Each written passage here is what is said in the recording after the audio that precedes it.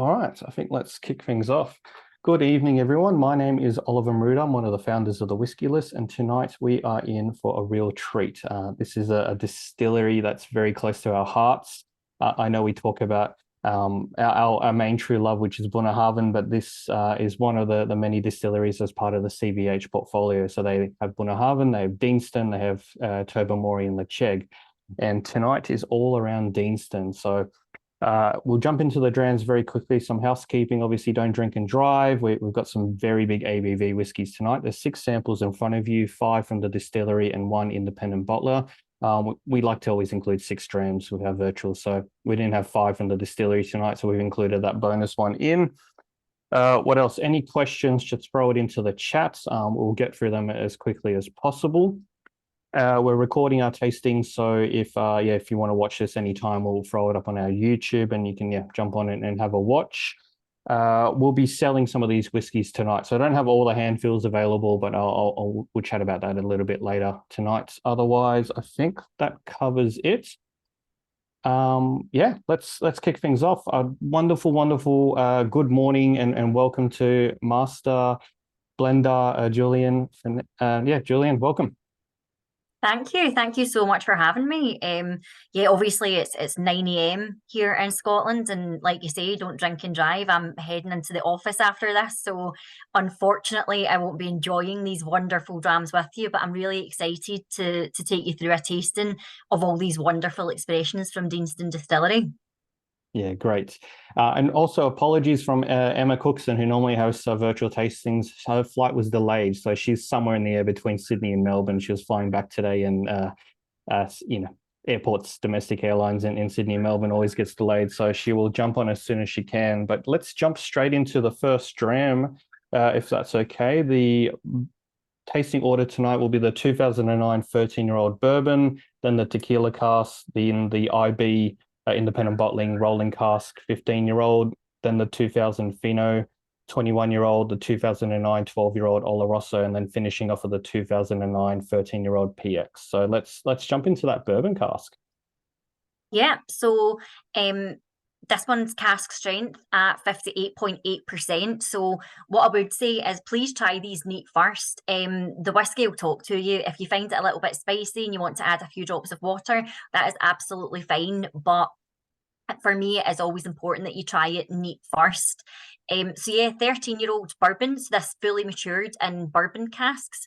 So for anybody who kind of isn't aware of Deanston Distillery, just to give you a little bit of background as you're nosing and tasting this wonderful whiskey, Deanston is not your kind of most typical distillery. So it was actually originally a cotton mill.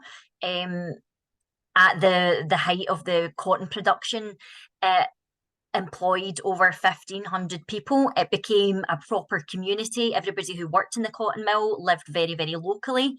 But then obviously things change and the cotton mill closed down in 1965.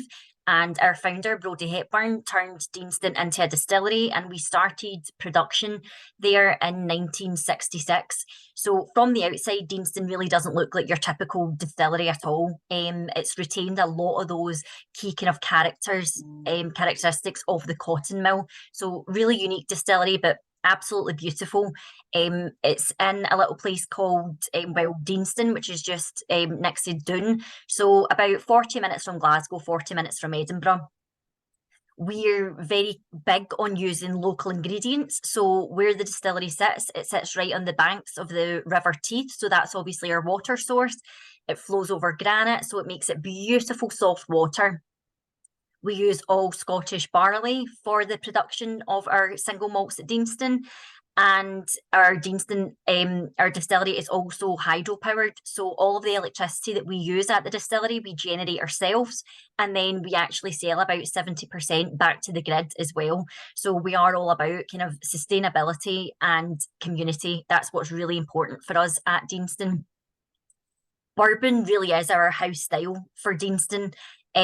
So Deanston creates this really unique waxy character that you'll hear me talking about a lot. And waxy, it's actually quite a difficult thing to articulate. For me, that waxy character comes over Sometimes it's a cross between, an orange peel, so that waxy orange citrusy peel from an orange, and other times on the palate, that creamy butterscotch characteristic. For me, that's that waxy influence as well. So this is non-chill filtered, natural colour. So everything that you see in the glass is absolutely the impact of the full bourbon maturation. Beautiful colour, packed full of those butterscotch notes. For me, on the nose, there's a lot of those crisp apple notes that come through, the sweet citrusy notes as well. There's lots and lots of vanilla in there. So our bourbon casks, we get from majority of them from Kelvin Cooperage over in Kentucky. So as I said, for us at Deanston, it's all about our ingredients being local.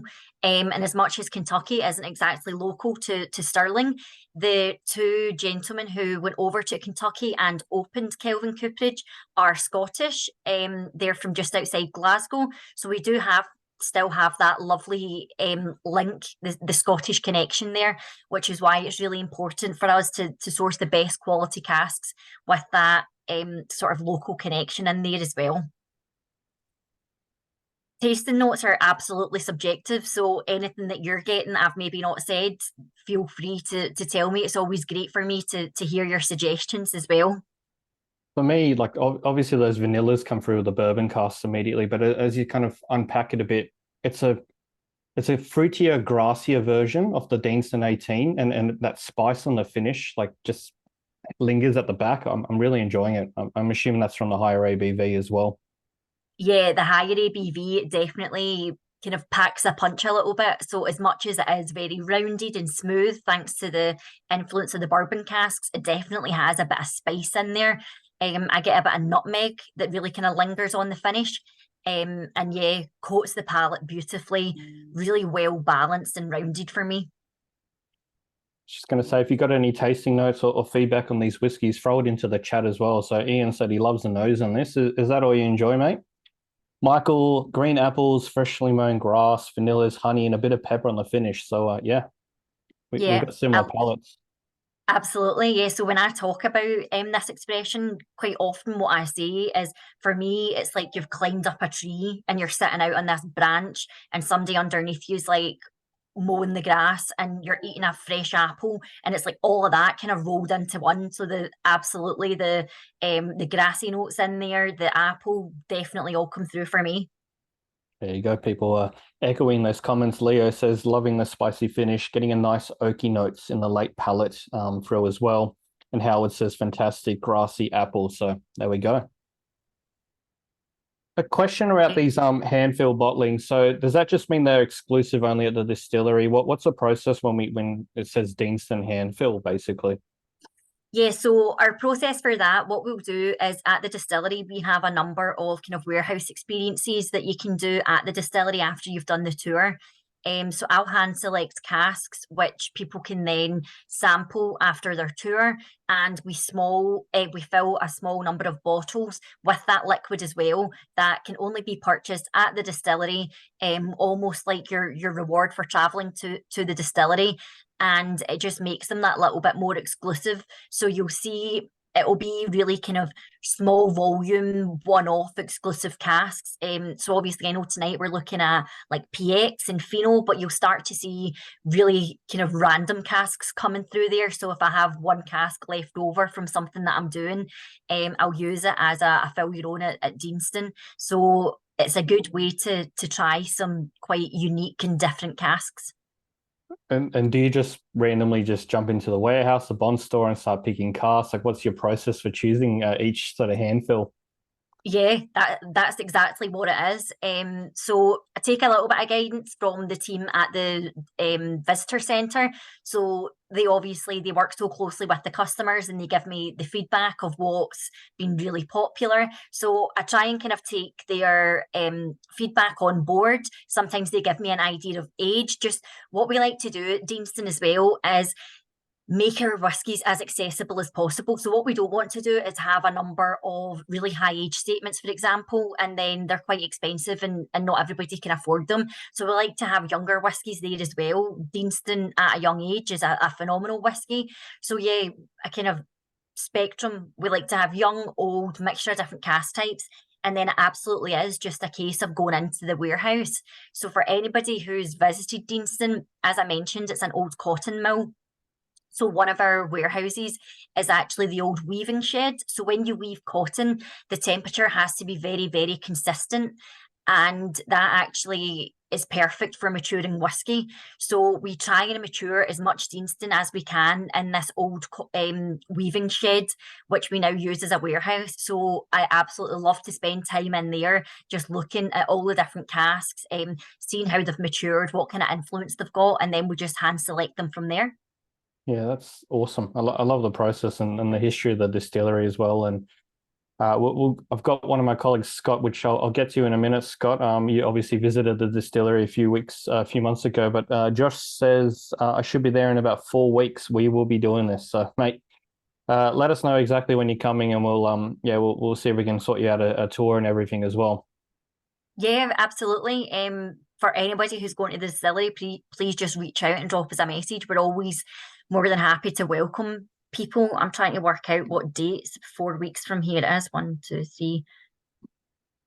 Is it the middle of December, maybe? So yeah, if I'm about, I do try to go up to the distillery and meet as many people as I can. But if I'm not about, the team at the visitor centre are fantastic and they'll definitely look after you. So yeah, please do just let us know and we'll make sure we get something special organised for you. An important tip from Emma is whenever you're visiting any distillery in Scotland, bring Tim Tams with you, not Vegemites, and then the visitor centre will make you a cup of tea. They'll love you to bits, and you'll get well looked after. Absolutely, yeah. Emma sent me a little package. I think it was last year, last Christmas time, and she put Tim Tams in it. And yeah, very, very popular at each of our sites. Yeah, always a good fun. Ian says lemon on this one, I reckon. Apple and grass and spice on the finish. Beautifully without a burn. Surprising considering the ABV. Love it. So great feedback from Ian. Scott, I'll get to your comment in a second. Larry has a question. How many casks do you have maturing at this point? And then we'll get onto the tequila afterwards. Just at Deanston, oh gosh, that is a good question. So in our main warehouse at Deanston, we're probably sitting about 20,000. But there's thousands more than that. But that's the main warehouse. As I said, the ceilings and everything in there were made in a certain way for weaving the cotton, and that's what keeps the temperature gradient in there. So it's basically the same at the bottom as it is at the top. So that's the main warehouse for our age statement. So 12, 18, anything above that, and for our sort of single cask exclusives. So yeah, that's the kind of main warehouse that I focus on personally. Yeah, great. Simon, you just joined, so we're just getting through the bourbon casks, which is 58.8% ABV. So a big one to kick things off. But let's jump onto the whiskey while we're all here today. This is essentially officially launching the Deanston 15-year-old Tequila Cask in Australia. So it's only landed a few weeks ago. So yeah, very excited to hear all about this whiskey. Yeah, so I'm really excited to share this with you. This is kind of one of my favourite expressions that we've done from Deanston. So as I mentioned, Deanston has this unique waxy character. So part of that waxiness comes from the kind of process of how we distill it. People will say that they know exactly how to make a waxy whiskey, but the truth is they don't. There's only 2 distilleries in Scotland produce a waxy whiskey, and if everybody knew how to do it, everybody would be doing it. So waxy whiskey, it has kind of 2 elements to it. As a blending malt, it's great because if you blend it into something like Scottish Leader or Black Bottle, which I use it for, the waxiness almost acts like the glue that holds all the elements together. So it holds all the malts and the grains together. But for single malts, which we're focusing on today, that waxy character gives it a real robust character, and it means that it lends itself really, really well to a number of different casks. So The tequila casks that I've selected for this are Highland tequila casks. So Deanston is a Highland distillery, and we always like to have that kind of common thread that runs through the casks that we pick, so that there's a lovely story behind it as well. So these tequila casks, they originally held high quality 100% agave tequila.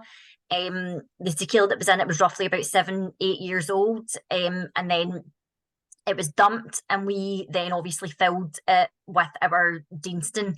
So the reason that I picked the Highlands tequila, not only because obviously the two regions go hand in hand, but the Highland tequilas are known for their more fruity and floral character. Other tequilas are known for that more kind of earthy character, and I just didn't think it would pair quite as well with the character of Deanston. Whereas this Highland tequila that's got the more fruity floral character, for me, it just goes hand in hand.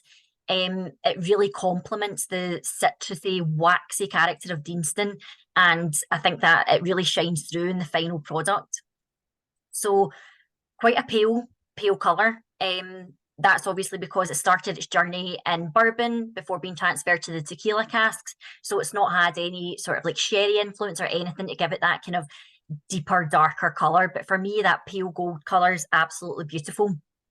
15 years old. It spent just over 2 years in the tequila casks. And I'll be honest, this was the first time I had used tequila casks. I didn't know how long it would need. I actually thought it would need much less. I thought we were talking kind of 9 months to a year. So what we do with our experimental casks is we fill it into cask and we just monitor it. So about every 3 months, we'll sample and see how much of the cask influence it's taken on. And then when it hits that sweet spot and I decide it's ready, that's when we decide to launch. And for me, I was just looking for that perfect balance of the tequila and the Deanston. And it really does come through in the nose for me. So this is at nominated strength. So this is at 52.5% ABV. Really fresh on the nose. For me, packed full of ripe pineapple. There's creme brulee in there. There's mixed nuts. Really nice oaky note as well. Just a really gentle sort of wood spice that comes through as well on the nose. And just very, very well integrated. I think the tequila is quite gentle on the nose, but it really does come through on the palate. For me, on the palate, it's absolutely bursting full of caramelized agave. There's baked apples, custard, spice.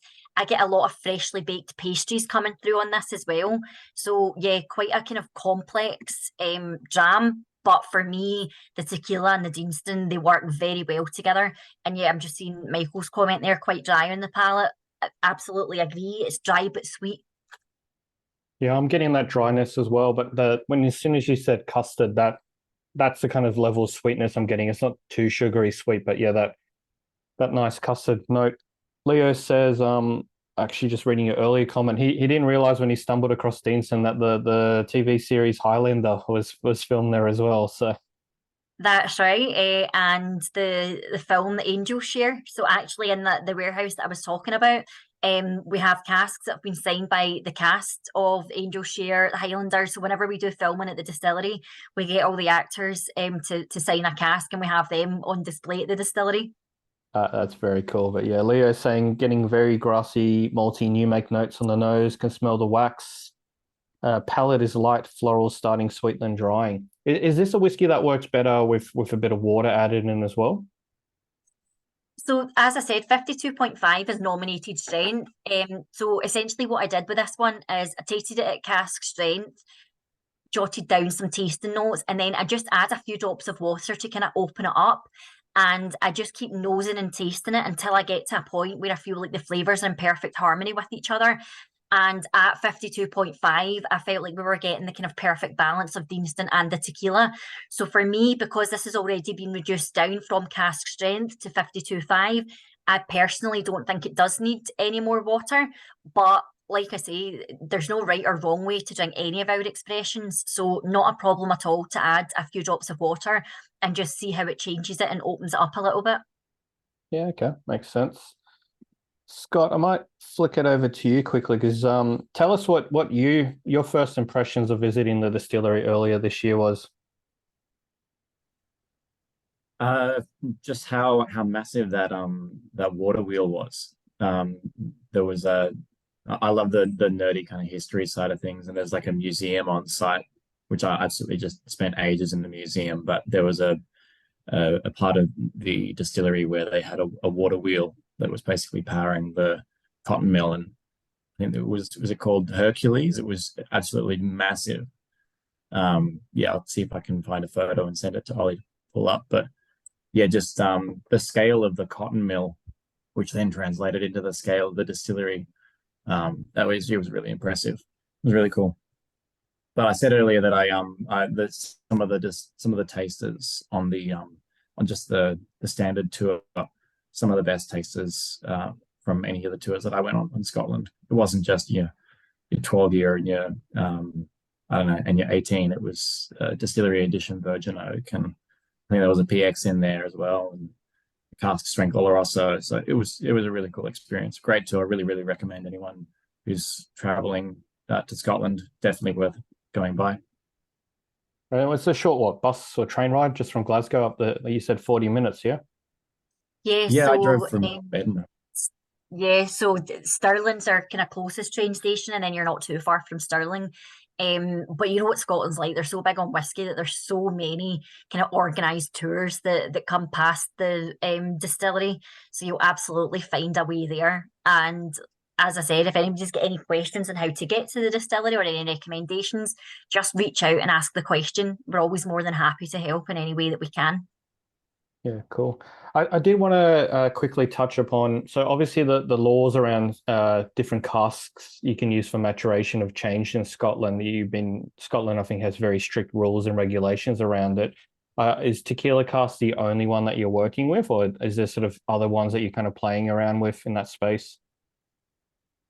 So Tequila Cask, like you say, the rules have only kind of recently changed, and I was very quick to purchase the Tequila Casks. So I think they were actually purchased before the rules changed. So I think what you need to do with Scotch whisky is just kind of watch the trends and get an idea of what's going to change, because let's be honest, we all like to experiment with different cask types, and you always want to be the first, which is why for me tequila, uh, I was just kind of drawn to it. And especially, I didn't know a lot about tequila before I started working with these casks. For me, and I'm sure a lot of people can relate, tequila took me back to my student days when it was shots of tequila, salt and lime, and nights that you don't actually want to remember, never mind can't remember. So I wasn't too keen at first when I started thinking about tequila, but the more I learned about it, and the production of tequila actually is very similar to Scotch, and the way that it has the different regions and the different kind of flavour profiles. So that was definitely the main one for me. But like you say, there's a lot of mezcal cask finishes coming about now. I do think that would be very interesting to do. But yeah, so there's a lot that I'm working on with Deanston. Deanston is definitely our experimental brand. It's the one that lends itself so well to numerous different cask types. So if you're looking for quirky expressions, they're definitely going to come out of Deanston Distillery for sure. I love the fact that you have multiple distilleries to play with, but then you've chosen Deanston as your playground for this experimentation innovation as well. So Yes, Bunnahabhain's got such a kind of loyal following. It's known for being unpeated, Islay, sherried. That's what it's known for. Obviously, it's got much more history behind it, dating all the way back to 1881. So because Deanston, in terms of whiskey, is relatively new, we've only been producing since 1966, it does mean that we can be a little bit more experimental with it. It's not got the kind of tradition and the history that a lot of other whiskey brands have, which makes it a really fun brand to work on. yeah, cool. Just a few more comments coming in. So Michael says custard tart, caramel, still get the lemon, the green apple, grassy notes on the palate, light tequila note, and that dryness comes through. The finish has a bit of spice, nutmeg, apple crumble.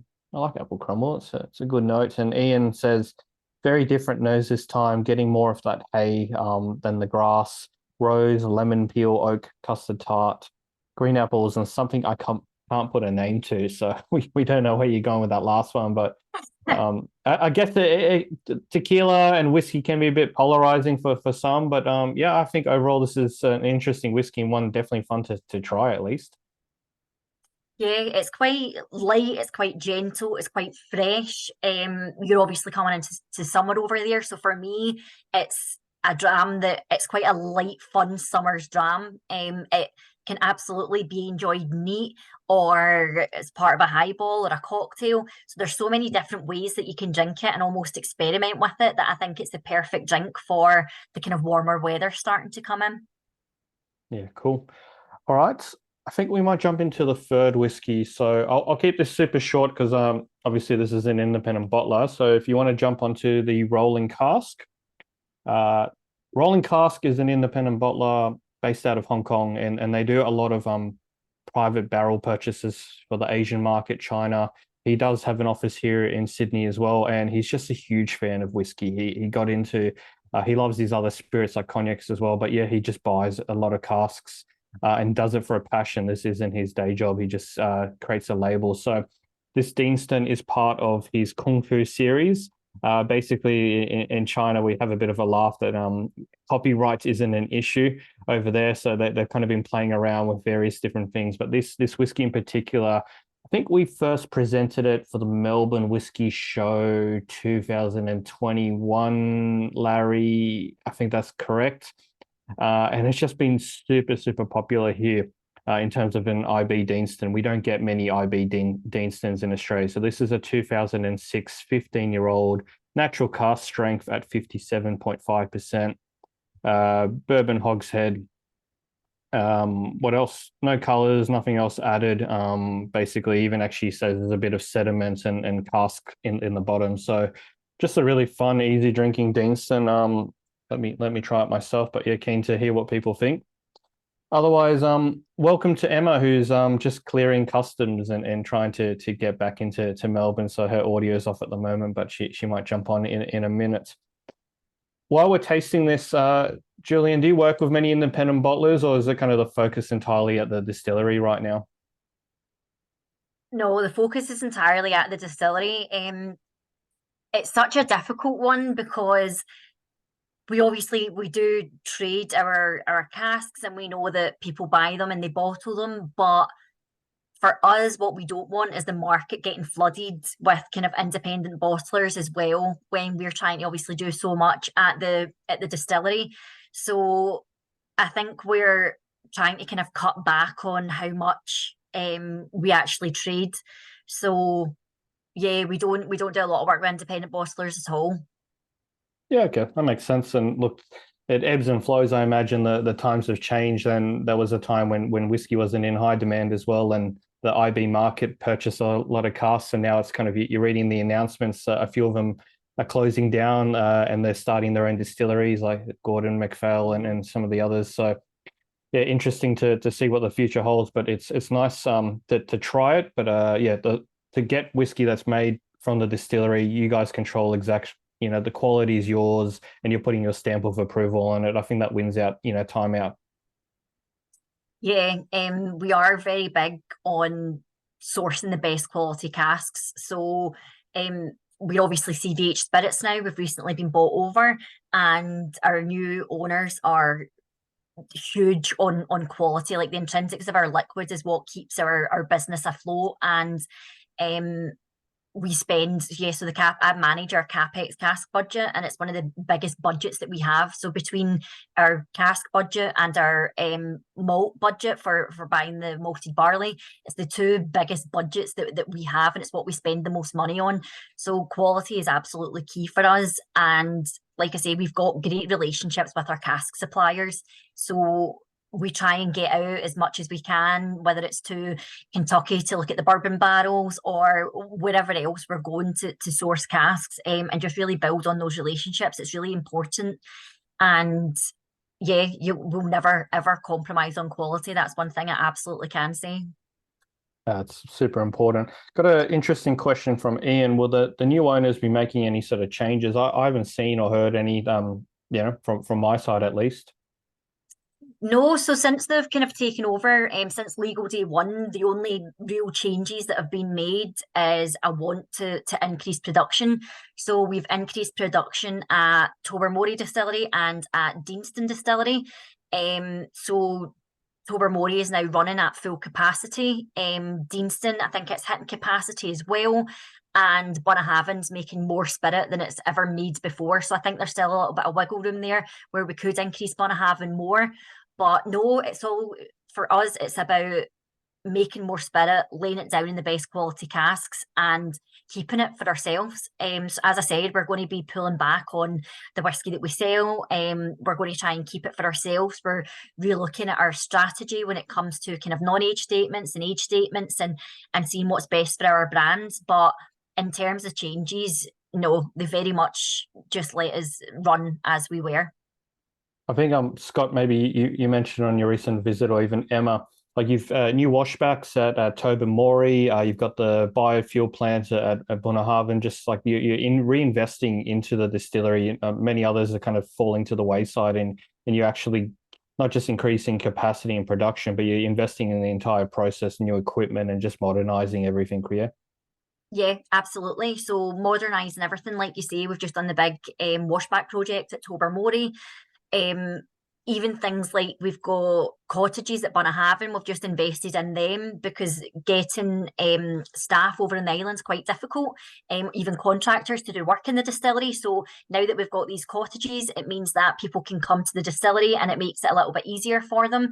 We've just built a brand new visitor centre at Bunnahabhain. For anybody who's been to Bunnahabhain, they'll know that we've got one of the kind of best spots on the island overlooking the Sound of Islay. So we've now kind of built a nicer visitor centre that utilises these beautiful views with a veranda that looks over. So yeah, for us, it's all about investment. Everything's very, very positive.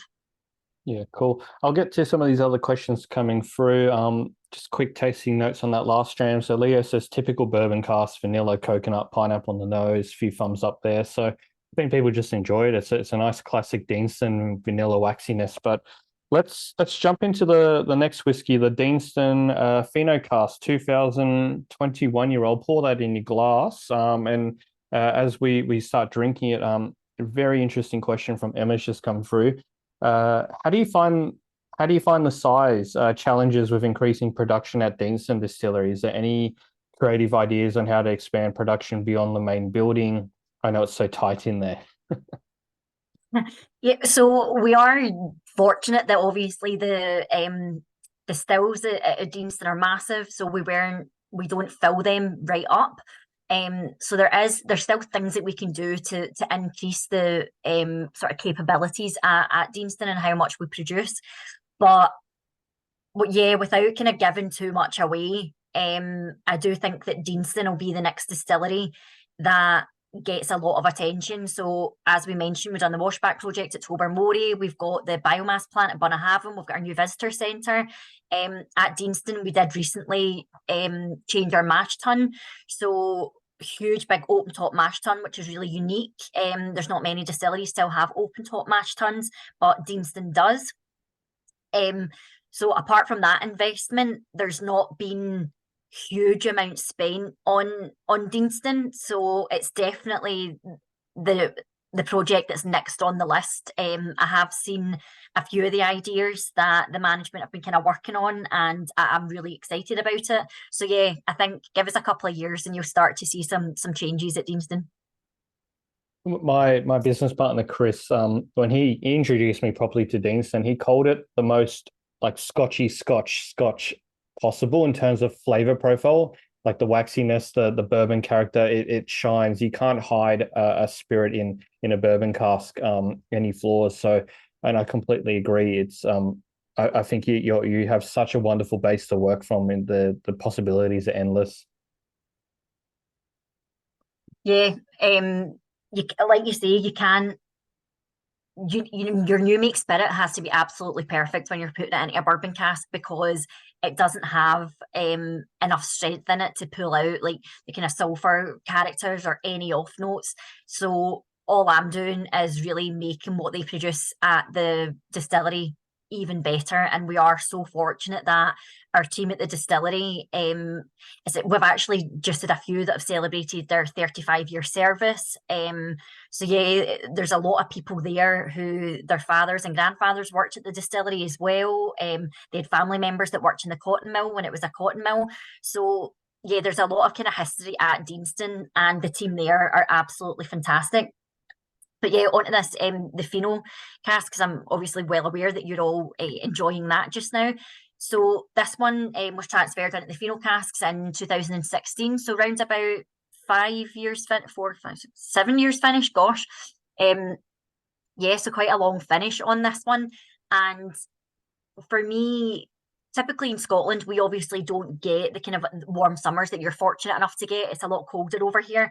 So we need a minimum of at least 2 years when it comes to a finish, just to really let the cask and the whiskey interact and for those flavours to really intertwine. And it's just a case of really tasting it and waiting until we get to the sweet spot. And that's what's great about all these different cask types and having the casks so accessible at Deanston. For me, the nose on this is really, really bright. Quite unique. There's a lot of citrus notes in there. This is actually one of the Deanstons that I do get a lot of that lemon zest coming through, kind of nutty undertone as well. And then the palate for me, that burst of green apple that comes through, hints of salted caramel in there. Again, nuttiness coming through from the Fino sherry casks. And yeah, I think that the flavours of this one have just really integrated beautifully. It creates a really well-balanced, kind of refreshing, it's a crisp, slightly dry finish, but it really does linger. And for me, there's lingering kind of citrus and a little bit of pepper. One of my favorite things, and maybe Scott, you can echo this comments, is we know how good this whiskey is. And I think just in Australia, Deanston isn't as well known as some other popular Scottish distilleries, but we blindly give this whiskey to customers, to bars, to retailers, and we say, try this. And I'm just reading some of these comments. So Josh says, oh, yum, winner. What else we got here? Leo says just one word, yum. Howard Ware says, this is special, wow. Wow. I've never heard the word wow compared to whiskey echo any of our whiskeys in our portfolio as compared to this dram. This dram is like completely catches you off guard, and yeah, I don't know, Scott and Emma, you guys can both jump in at any time. For me, this is that wow whiskey that we've somehow it's just stuck under the radar, and once you try it, you're like, I'm hooked. Yeah, for me, definitely the ABV is perfect on this one. The nose is just rich, palate is awesome. It's there's it's tick tick tick on every front. And yeah, everyone we put this in front of this says almost the exact same thing. Yeah, it's almost always wow. So I actually had a question, because this is an organic release. Do you notice any particular different characteristics from the new make spirit that's the organic spirit compared to the traditional barley spirit? Yeah, there actually is quite a difference in the two spirits. So the whiskies are pretty much produced in the exact same way, but obviously your malted barley's your kind of main difference. And just because of that, the flavours that come through are different. So there's less of a kind of cereal note on the organic. The kind of waxy character is not as prominent on the organic whiskey. And yeah, it's just a little bit more gentle, I'd say, than what it's not as robust. So it's robust enough that it can still stand up to these really kind of big, bold flavours, but it's not as robust as Deanston. Yeah, awesome. And then my other real question, which I want to sneak in now, is you're a scientist, and I'd love to get the geeky explanation of waxiness in Deanston. Is there a technical way that you think that the waxiness comes in, or is it just a bit of alchemy that kind of the combination of 100 different factors? Yeah, so I think it's a combination of quite a few things. So as I said, like huge big open top mash tun, we need a really clear wort coming out of that mash tun. That's the first thing that we know. It's got to be a clear wort. Then when it comes to fermentation, we need our fermentation times to be long enough that we get lots and lots of the fruity esters building up. So the fruity esters really are a precursor to waxy. And then obviously into the stills, again, we've a lot of reflux in our stills. So you've been to the distillery, you've seen it. The stills at Deanston are really, really tall. They have that inclining lie pipe. So instead of the vapor kind of going up and over, it's almost fighting against itself and constantly getting pushed back. So that huge amount of reflux as well really helps with the waxy character. There's a number of different things that without a combination of all of them, we wouldn't make waxy. Yeah, awesome. Very cool. Emma, and then Emma had a question earlier as well, which I might be a good time to bring it up, which is that obviously you have to do a whole clean down of the stills and the whole operation before you do the organic run. Since you're already doing that, could you sneak a little peated run in there as well? Yeah, so that's something that I've actually mentioned a couple of times recently. So each of our distilleries, obviously at Bunnahabhain, we actually do 3 different spirits. We do our unpeated Bunnahabhain, we do our peated Monya, and then we do Monya HP, which is just heavily peated. At Tobermory, we've got unpeated Tobermory, and then we've got Leitch, which is our peated. We actually do a gin there as well, so that technically counts as 3. So my argument is at Deanston just now, we're doing Deanston, and then we're doing organic, which is 2. So why not put a 3rd in there? When it comes to peat and Deanston, many years ago, we used to do peated spirit at Deanston. And what I've actually done is I've been filling Deanston into peated casks and monitoring it. And Deanston and peat actually does go really well together. So I've got no idea what I'm doing with these casks yet. I'm just enjoying tasting them and telling people how nice it is that we've got a peated expression of Deanston. But yeah, it's definitely something. I'd say watch this space. It's not on the cards for next year anyway, but maybe in 2025 we'll have a look and see what we can do, because like you say, our organic run is so small that I'm sure we could squeeze in a very small run of peated Deanston as well. Are you giving the peated Deanston a different name? Obviously, have Tobermory, Lecheg, you've got Moyne for Bunna. Yeah, so I've not yet. So only because I've obviously not released it. So I'm in talks for releasing it for a Deanston limited edition. So actually the follow-on, you've just got Deanston Tequila, and our next experimental, I had laid Deanston down into quite unique casks, and my plan was to launch this. And then when I tasted the peated Deanston, I thought, no, we could maybe do this instead. So it's one of those things where we've got our marketing team who they kind of need to do all the work behind the scenes and see if they think that's something that would work for the brand. And then absolutely, we would need to give it a different name, just so that there's no confusion there when somebody tries it and thinks, why is this Deanston peated? So we'll come up with something, I'm sure. Whatever it ends up being, please send some down under. We're big fans of peat here, obviously, or the other distilleries. So yeah, we'd love to have some.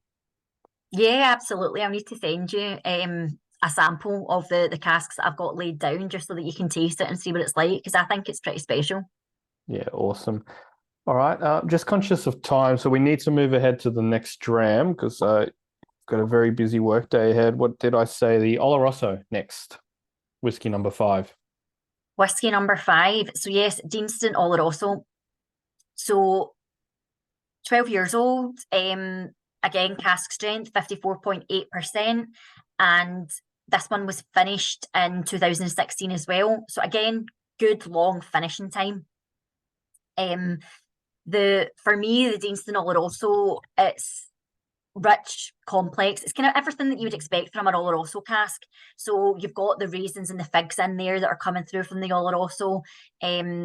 Subtle hints of nuttiness coming through as well. For me, I get kind of honey roasted nuts, and that honeyness is almost that waxy character of Deanston coming through. On the palate, for me, the sherry cask influence really does shine through. There's dark chocolate, there's warm spices, again, orange zest, really quite strong in the palate for me. really, really long finish. I get quite a lot of the wood spice, so the kind of oaky notes coming through on the finish. And yeah, as I said, Deanston, it has such a kind of robust character that for quite a long finish in Oloroso, we've not lost that wonderful character of Deanston. So the waxiness is still coming through. You're still getting sort of heather honey coming through there. Still a bit of crisp apple in there. You're getting your orange zest, but we've just added sort of an extra layer, an extra depth to this by having the Oloroso casks and the Oloroso influence, bringing that lovely nuttiness and the figs and the raisins. So yeah, for me, quite a nice warming dram. I think at 54.8, it's actually a lovely ABV for me. I don't find it overpowering at all. But like I say, feel free to add some water if you like. And yeah, it's nice looking at it in contrast to the Fino and seeing the different flavours. Some comments coming in. So Chris says very phenolic. And Michael says honey roasted cashews. Yeah, I love that. Honey roasted cashews, definitely. Where's the casks from? So Jerez, the sherry region, we get our casks from a supplier called Miguel Martin. So again, it's a cask supplier who we work very, very closely with. As I said, we're all about sourcing the best quality. So we source as many casks as we can from Miguel Martin. We've worked with them for a very long time. And that's where all of our sherry casks typically come from, whether it's Oloroso, PX, Fino. Yeah, they all kind of come from a very similar, the same supplier. This has such a nutty finish. Like it's kind of all encompassing, which is so unique because we drink a lot of Oloroso whiskies here. We love it. But yeah, this is definitely the nuttiest finish I've ever had in terms of a whiskey from it. It's super unique. I'm loving it. I have no idea how it's come about, but yeah, please send some more.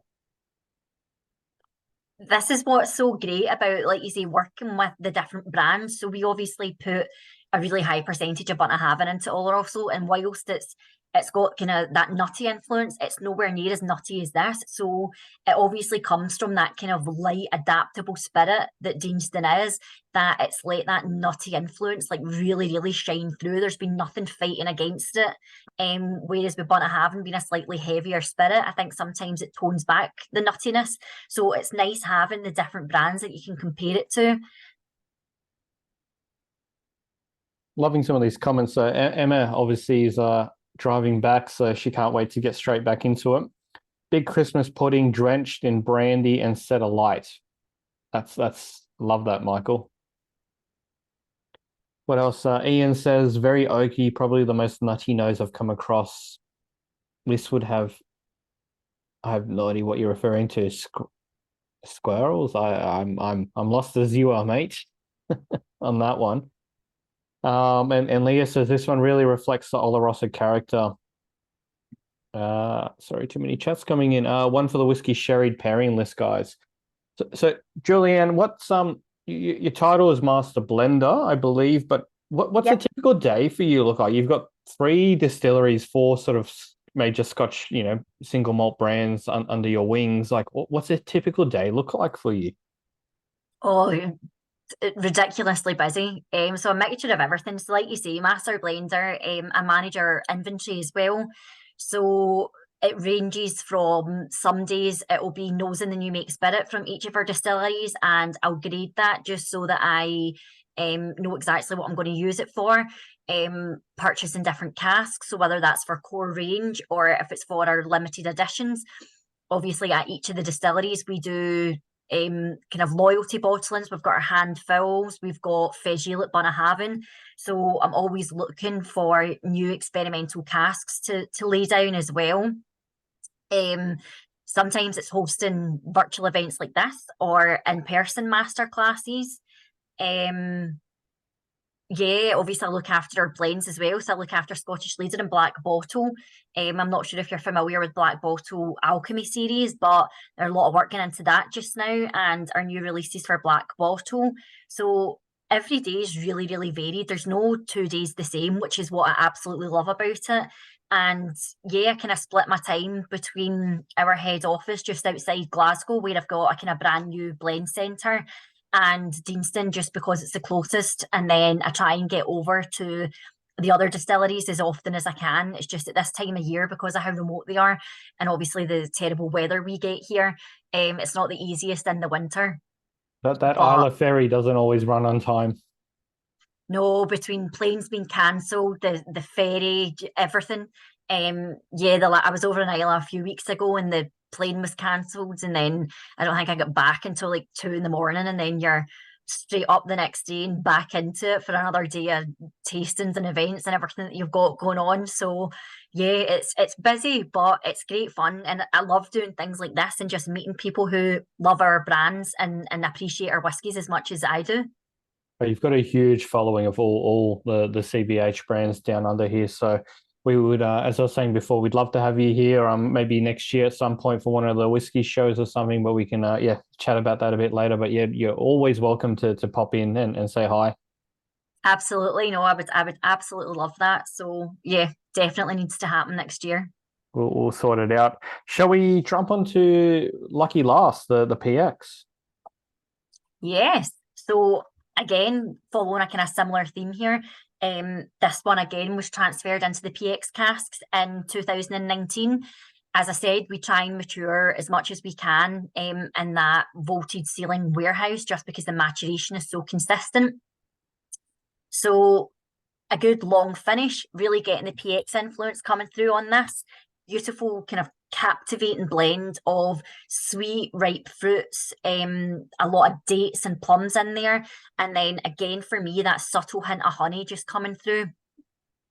The palette on this one for me is really quite complex. A lot of different layers in here. There's rich toffee, dark chocolate, that velvety sweetness that really comes through from the PX casks, raisins, figs.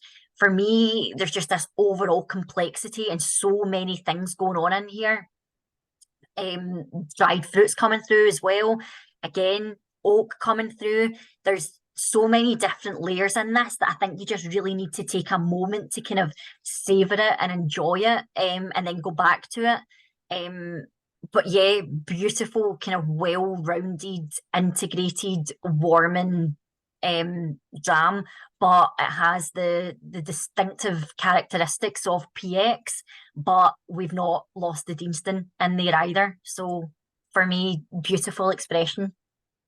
I was just about to say so many distilleries will play around with these Oloroso PXs. PXs can be that over sickly sweet, but you still keep the Deanston character. And I'm just reading some of these comments.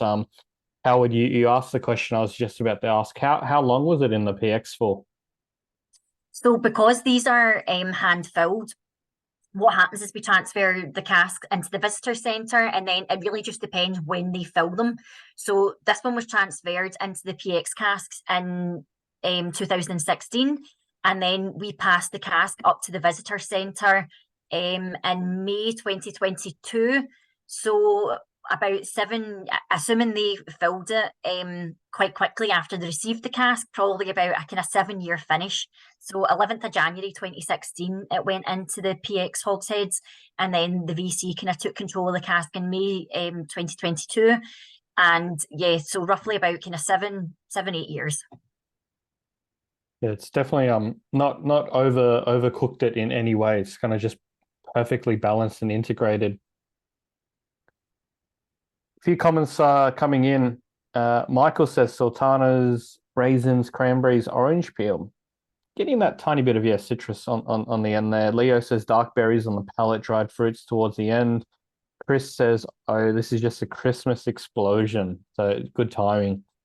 Not really getting the high ABV on any of the drams tonight. That was the other comment I was going to make. This is definitely the highest viscosity in terms of mouthfeel we've had of all the drams tonight, but it's what did we say? This was 56.4. It doesn't drink like it. It's so easygoing. It's dangerously good. I know, no, I completely agree with you. So yeah, like you say, I think if you leave whiskey and PX casks too long, they do go that kind of over syrupy way. And it's about getting that balance. And for me, we've kind of hit the balance here. We've got that viscosity, we've got the mouth coating, you're getting the kind of blackcurrant jam coming through, but without it being too much. And yeah, I think that just makes the ABV a little bit more gentle, so you're not getting that kind of alcohol burn that you would sometimes expect from a whiskey that's way over 55%. Yeah, that definitely makes sense. I love Emma's comments. I was actually going to make a similar one. Emma says, I love that you commit to finishes at all the distilleries. No 6 months glances in the cask, solid years spent in finishing barrels. So many Scotch whiskies, all whiskies around the world, they just finish it in sometimes 2 weeks, and they call it, all this marketing goes around it. You just do it properly, and you don't hype it up. You just said it just tastes good, right?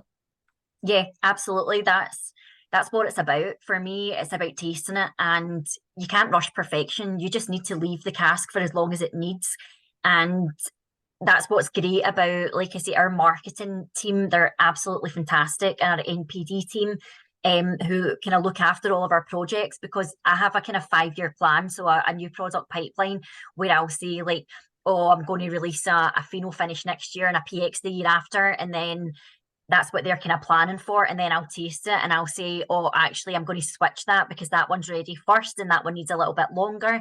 And they're so understanding. They just kind of get their heads down and they say, right, that's fine. We just need to redo all our artwork and change our labels, but everything's for the quality of the liquid. So as a team, everyone kind of understands it, and we've all got the same end goal. So it's great having that flexibility, that they don't hold me to that kind of 5-year plan that I've got. They know that that's always kind of subject to change, because the liquid needs to talk to us and it'll tell us when it's ready. I love that. Talk to you, tell you when it's ready. Whiskey's a living, breathing, organism. It does its own thing. Absolutely, yeah. We've got no control over it. It does what it wants when it gets into that cask, and we just need to sit patiently and wait until it tells us it's ready. So yeah, it's just about having that patience. But like you say, for me, it's about the integrity of the liquid. So I wouldn't want to put something in a cask for a matter of weeks and then claim that it's a finish. For me, it's about committing to the quality and the flavour and leaving that for as long as it takes. Yeah, great.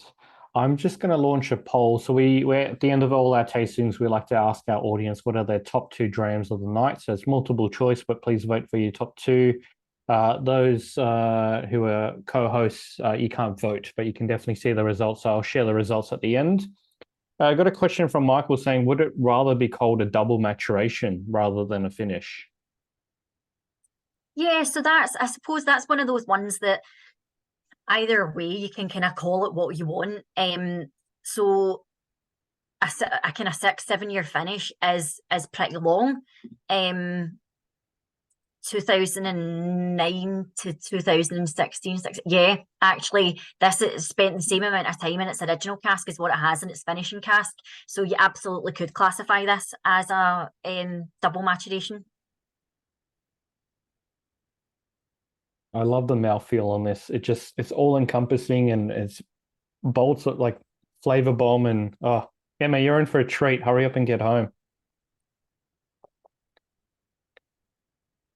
So we got most people voted. That's coming through. I will give it a few more minutes. Let's look at the comments. So Howard says Fino is a winner. We've got some thumbs up there. What else? Josh says, looking forward, even more looking forward to the visit next month and leaving with a handful or 3 after sampling this range. So this is why we do these virtual tastings. Deanston is often overlooked. I have a sneaky little sneak peek. What else? I've got a sampling of goodies. It's been long on allocation, but it is coming early next year. The Deanston 18.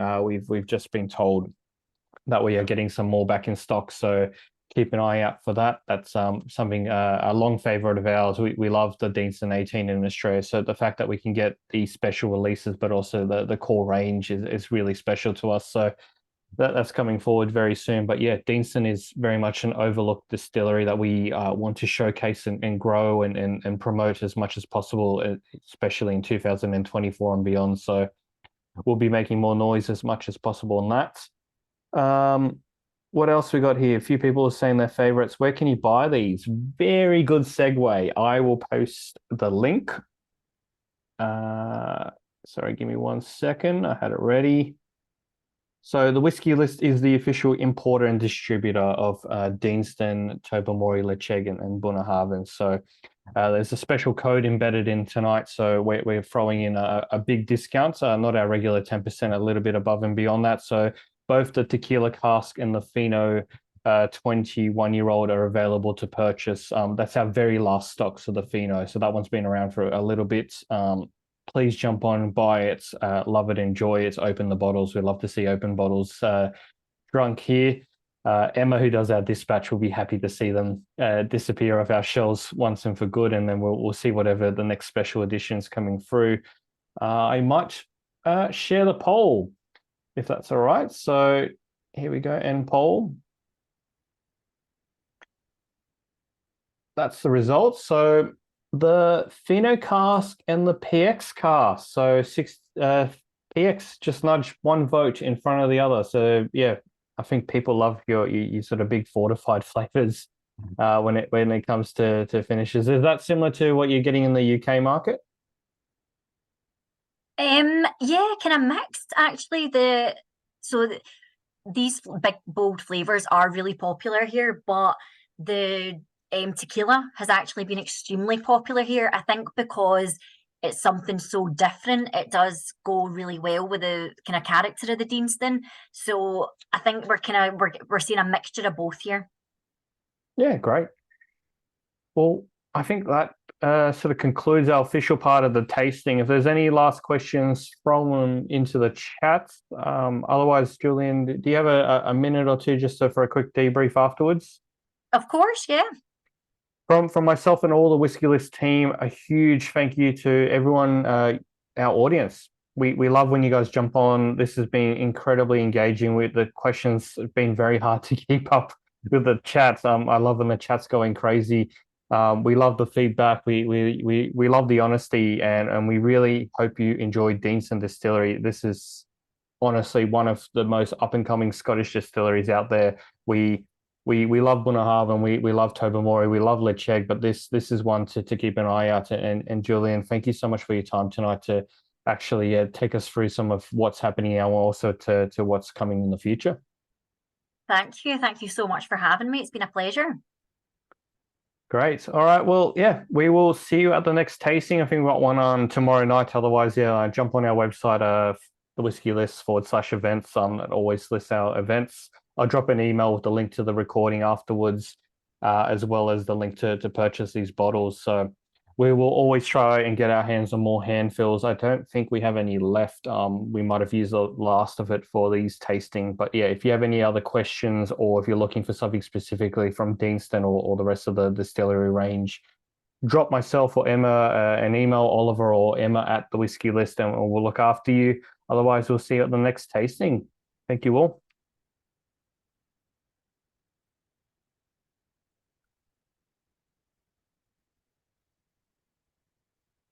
Recording.